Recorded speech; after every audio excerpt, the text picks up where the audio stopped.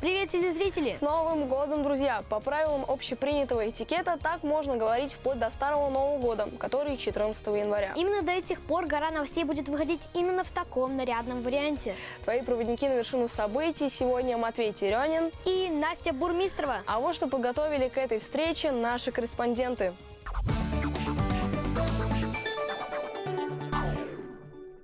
Эти каникулы будут самыми снежными вместе с горой новостей. Закидаем вас не снежками, а новостями. Обрушим на вас циклон не из снежинок, а из самых волшебных сюжетов. Вспомним, чем удивил и порадовал нас год минувший, и выясним, что заготовил нам год наступивший. Будем зажигать, причем не только гирлянды на елке. Специально для горы новостей. Ну вот это теперь точно гора новостей.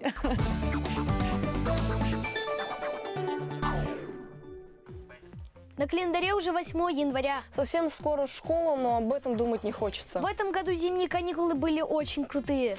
Да, но новостями мы щедро поделимся, жадничать не будем. В России у Деда Мороза существует сразу 3 официальные резиденции – в Великом Устюге, Чунозерской усадьбе и в Архангельске. Кроме того, постоянным местом проживания Деда Мороза, по крайней мере с середины 20 века, считается Северный полюс. Кроме этого, в Уфе сказочного дедушки тоже есть место дислокации. 24 декабря уже прошлого 2023 года впервые открылась резиденция Деда Мороза в башкирской столице. Проработает она до 14 января. Недолго. Резиденция работает по графику с 16:00 до 20:00. Церемония закрытия состоится 14 января в 14:00. Поспешите в гости к зимнему волшебнику. А прямо сейчас поспешим увидеть сюжет о том, как наши корреспонденты заряжаются новогодним вайбом.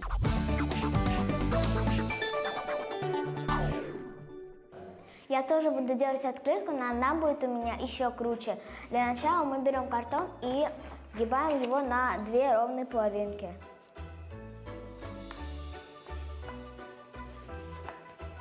Открываем и режем ровно по линии сгиба. Вот у нас получились 2 половинки. Одну мы откладываем, а будем работать только со второй. Мы берем 3 пуговицы. Для начала берем вот такую побольше, потом можем взять такую среднюю и потом маленькую. Желательно клеить клеем ПВА. Вот так у нас получилось. Я заранее подготовила вот такую шляпку, а вы можете ее нарисовать сейчас. Советую обклеить скотчем, чтобы она не сломалась. И клеим ее на любой клей.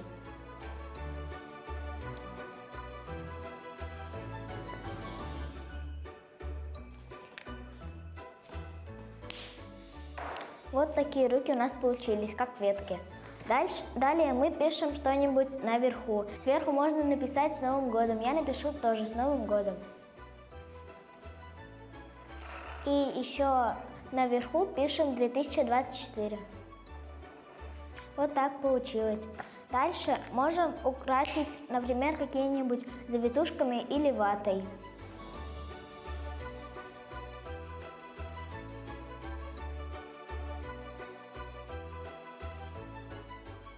Вот так у нас получилось. Всех с Новым годом!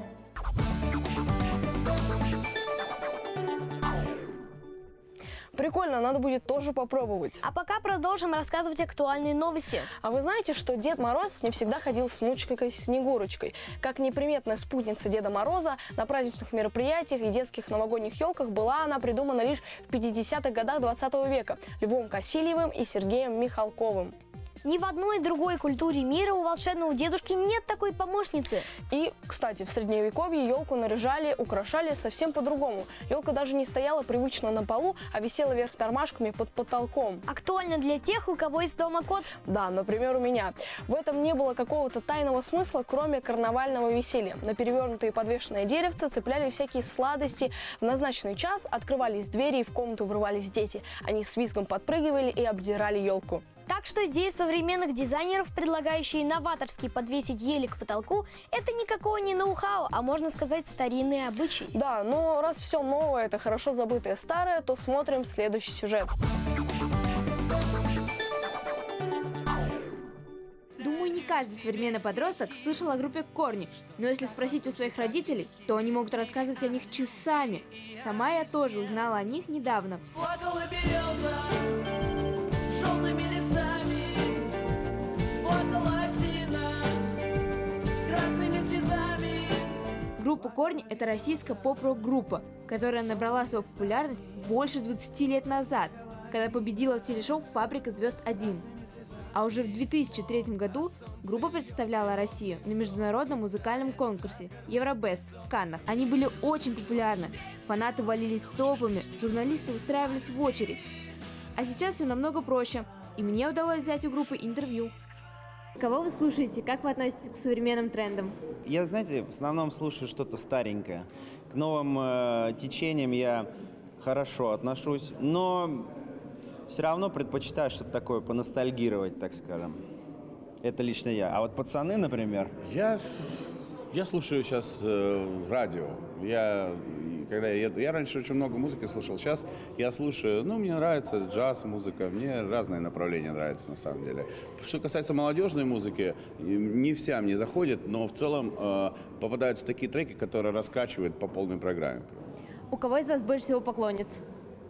У Леши Кабанова. У него много поклонниц, ему постоянно пишут в интернете, и он со всеми общается. Не знаю, пацаны мне немного льстят, я понятия не имею, сколько у кого поклонниц. Это когда-то было актуально лет 10, 20 назад. Мы считали, сколько у кого поклонниц. Сейчас, мне кажется, как-то это все немножко растворилось, и люди больше как-то целиком и полностью ко всему коллективу относятся, а не по отдельности. Специально? Для горы новостей. Спасибо. Думаю, мамы сейчас оценили этот сюжет. А мы продолжаем удивлять зрителей необычными новостями. А ты знаешь, иногда креативом блещут люди весьма серьезных профессий. Например, Пенсионный фонд России присвоил Деду Морозу звание ветеран сказочного труда. Волшебный дедушка столько работает, несмотря на возраст, и наверняка даже пенсию не просит. Кстати, в старину было принято дарить подарки Деду Морозу, а не ждать даров от него. Давай подарим Деду Морозу и всем нашим телезрителям миленький сюжет про необычного зверька.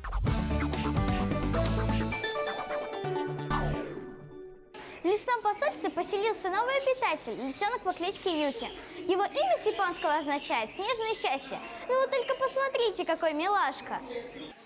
Это лис не рыжего и не черного цвета, как чаще всего бывает, а белого.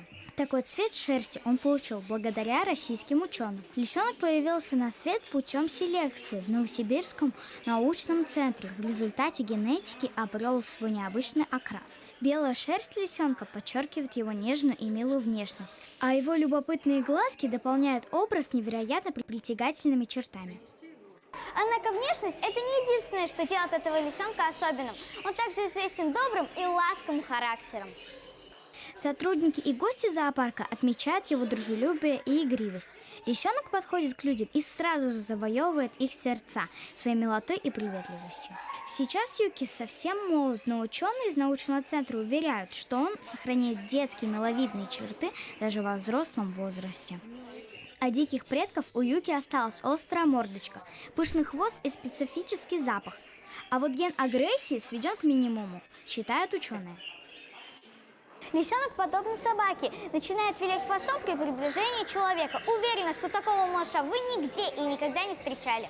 Регина Казыргалина, Рамазан Мусин специально для горы новостей. Регина, спасибо. Очень любопытно. Мне кажется, наши корреспонденты устраивают между собой негласные соревнования о том, чей сюжет будет самым интересным. От того соревнования абсолютно все в плюсе. Раз уж считаем выгоду, предлагаю посмотреть сюжет про то, что можно считать вечно и бесконечно. Деньги? Да, мое любимое, Матвей, ты угадал.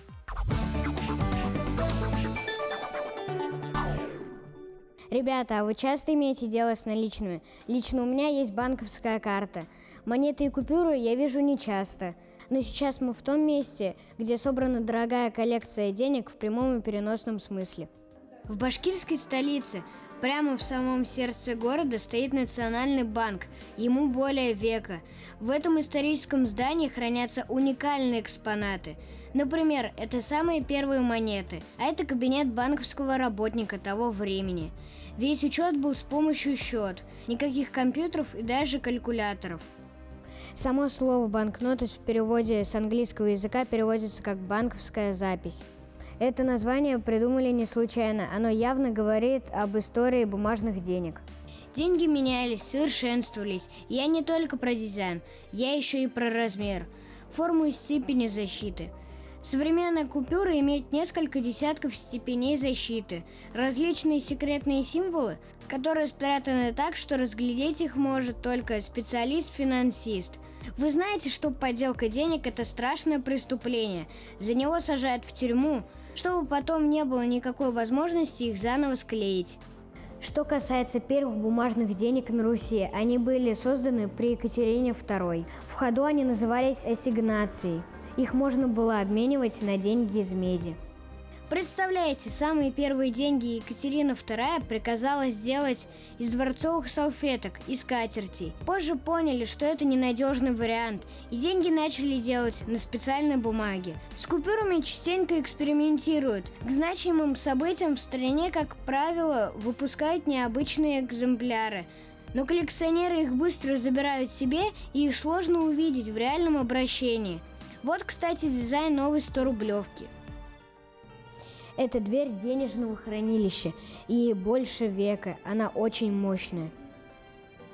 В Национальном банке Республики Башкортостан есть уникальная банкнота «Уфимка». Она была в ходу на территории Уфимской губернии пару лет во время революции. Здесь в музее есть много любопытных экспонатов, деньги различных эпох, машинки для печатания денег и даже самый большой золотой самородок – Ирендыкский медведь. Его нашли в 1992 году, и весит он больше 4 килограмм. Первые деньги появились в 7 веке до нашей эры.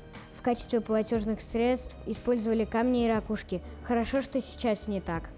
Кстати, Национальный банк Республики Башкортостан – это не только музейное хранилище, это серьезное учреждение, которое занимается финансами нашего региона. Музей занимает всего 2 комнаты. Поэтому, чтобы попасть в это уникальное место на экскурсию, нужно записаться заранее. В Национальном банке Республики Башкортостан собрана уникальная коллекция, которую нужно посмотреть. Матвей Ширяев, Равшан Артыков специально для «Горы новостей». Спасибо, тезка. На сегодня все. С новостями и событиями дня тебя знакомили Матвей Теренин И Настя Бурмистрова. Включай нас каждый день и будь на вершине событий. С Новым годом!